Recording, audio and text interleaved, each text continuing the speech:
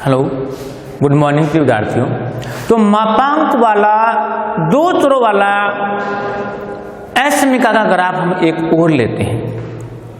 4.2 की प्रश्नावली में क्वेश्चन नंबर 2 में तीसरा, मापांक की x माइनस वाई बड़ा व बराबर 1। ये दो चर वाला है, तो दो चर वाला हो या एक चर वाला, अगर असमीका का मापांक वाला हो उसको हम सरल करते हैं। सबसे पहला काम मापांक चिन्ह को हटाना, यानी कि मॉड्यूलस चिन्ह को हटाना। और उसके लिए क्या करते हैं, एक बार ऋणात्मक एक बार धनात्मक संख्या लेते हैं। तो यहां हम इसको हल करेंगे तो सबसे पहली बात ये लिखेंगे, मॉड्यूलस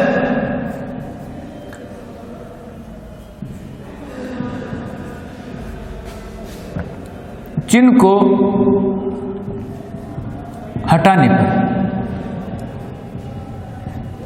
इसको हटाएंगे तो क्या करेंगे, x माइनस वाई बराबर 1, यही चिन्ह इधर लगाएंगे और -1 लेंगे, -1। अब क्या होगा कि इससे दो असमीका बन जाएंगी। एक तो ये बनेगी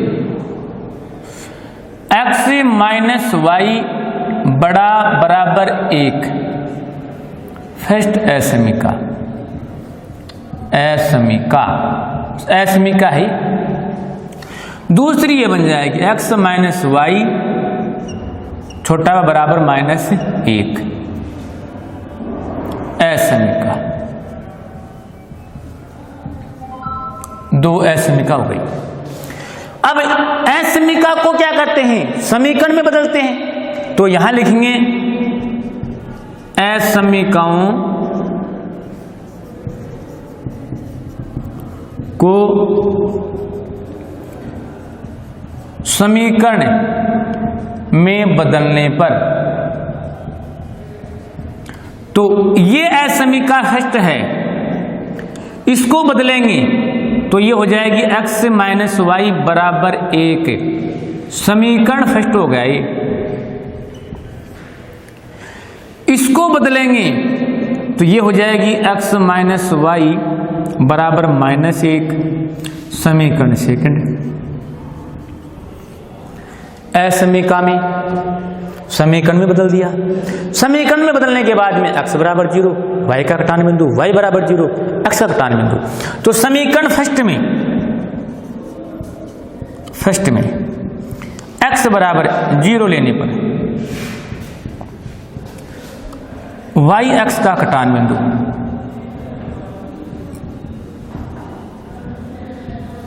x बराबर 0 लेंगे तो -y बराबर 1, यानी कि x बराबर 0। इस समीकरण में -y बराबर 1, तो क्या आएगा, -y बराबर 1, यानी कि y बराबर -1। तो अतः है बिंदु A आ गया, x का 0, y का -1।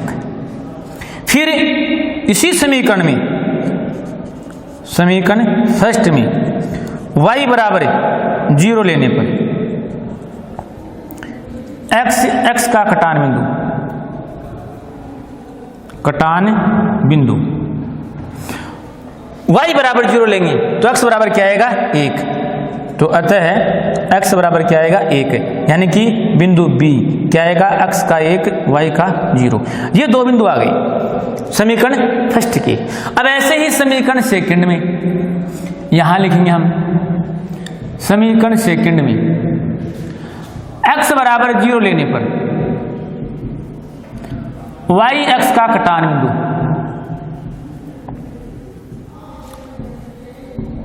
बिंदु P नाम देते हैं।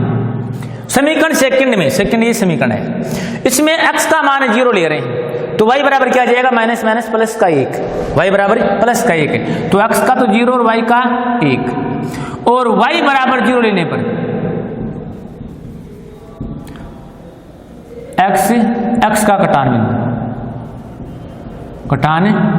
बिंदु, इसको नाम देते हैं क्यू।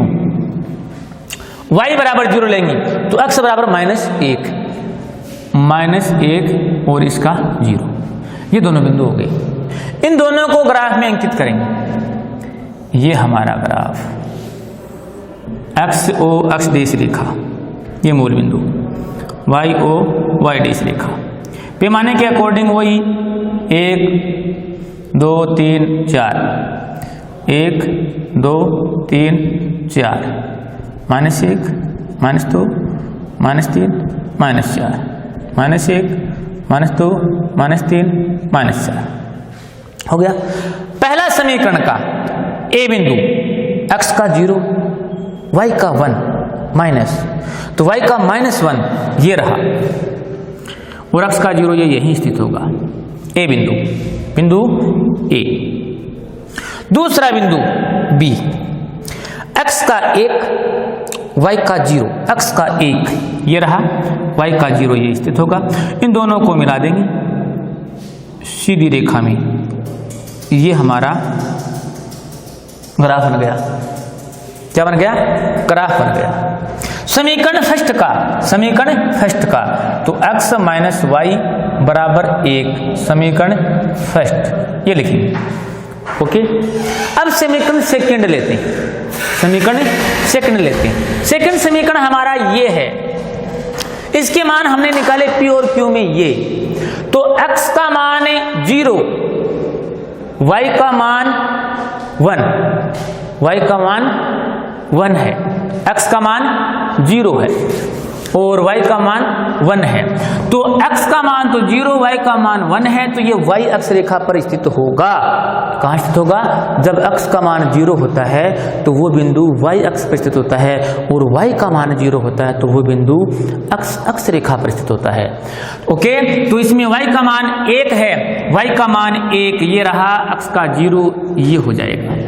दूसरा बिंदु, ये बिंदु हो गया हमारा P Q, x का मान -1 ये हो गया -1 और y का 0, इसकी ये रेखा बन जाएगी। ये दोनों रेखाएं, ये ग्राफ बन गया। ये समीकरण सेकंड है हमारा। समीकरण सेकंड क्या है? x माइनस वाई बराबर -1, सेकंड समीकरण। दोनों समीकरण हो गए। अब क्या करना है? ग्राफ में अंकित करने के बाद में दोनों असमीकरणों की तुलना असमीकरणों की करनी है, न कि समीकरण की। असमीकरणों की तुलना मूल बिंदु से करने पर, तो असमीकरणों की तुलना करेंगे हम। असमीका ये है हमारी फर्स्ट असमीका, यहां लिखना भी है आपको नीचे कि असमीका फर्स्ट की मूल बिंदु से तुलना करने पर असमीका को मूल बिंदु क्या करता है? संतुष्ट करता है या असंतुष्ट, उसके अकॉर्डिंग। तो मूल बिंदु से तुलना करने पर असमीका हमारी ये है x माइनस वाई बड़ा बराबर 1, तो 0 माइनस 0 बड़ा बराबर 1, 0 बड़ा बराबर 1 ये आ गया। ये क्या है? 0 क्या है? बड़ा है 1 से, लेकिन असत्य है, 1 से बड़ा नहीं है, छोटा है। तो इसका मतलब असमीका फर्स्ट का छायांकित क्षेत्र मूल बिंदु के विपरीत होगा। ये बात लिखनी है कि असमीका फर्स्ट का छायांकित क्षेत्र मूल बिंदु के विपरीत होगा, क्योंकि असमीका को मूल बिंदु संतुष्ट नहीं करता। तो मूल बिंदु के विपरीत, तो इसका विपरीत ये हो जाएगा इस ओर। इसको हम ऐसे लाइन खींच करके और छायांकित दिखा देंगे, ऐसे ऐसे ही असमीका सेकंड, इसकी तुलना भी क्या करते हैं? मूल बिंदु से करते हैं। तो मूल बिंदु से करने पर क्या आएगी? यहां असमीका का जो चिन्ह है वो इस प्रकार से है, असमीका सेकंड में -1, तो ये क्या हो जाएगा? -1। तो ये क्या कह रहा है कि -1 0 से बड़ा है, माइनस का है, तो -1 है वो 0 से बड़ा नहीं होता, 0 से छोटा होता है, मतलब 0 बड़ा होता है। तो ये भी क्या करती है? असमीका सेकंड है वो मूल बिंदु से तुलना करने पर असंतुष्ट करती है असमीका को। तो इसका छायांकित क्षेत्र भी क्या होगा? मूल बिंदु के विपरीत होगा। तो मूल बिंदु के विपरीत इस ओर, ये लो, इस प्रकार से तीर का निशान लगा करके, और इसमें भी हम ऐसे सीधी रेखा से लेकर के एक और इसको छायांकित कर देंगे। तो इस प्रकार से दोनों असमीकाएं छायांकित हो जाएंगी। यही हमारी असमीका का लास्ट हल है। ओके, तो ये हो गई हमारी दो चर वाली मापांक वाला असमीका को ग्राफ में व्यक्त करना। अब हम लेते हैं, हमारी सारी बातें हो गई, एक चर का मापांक हो गया, दो चर का मापांक हो गया, एक चर की असमीका हो गई, दो चर की असमीका हो गई। अब हम क्वेश्चन लेते हैं, एक क्वेश्चन और लेते हैं इसी प्रश्नमाला में।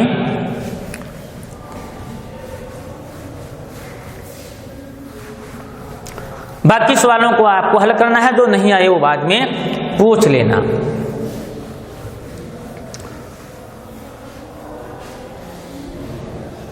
अब इसी प्रश्नमाला 4.2 में हम अगला क्वेश्चन लेते हैं।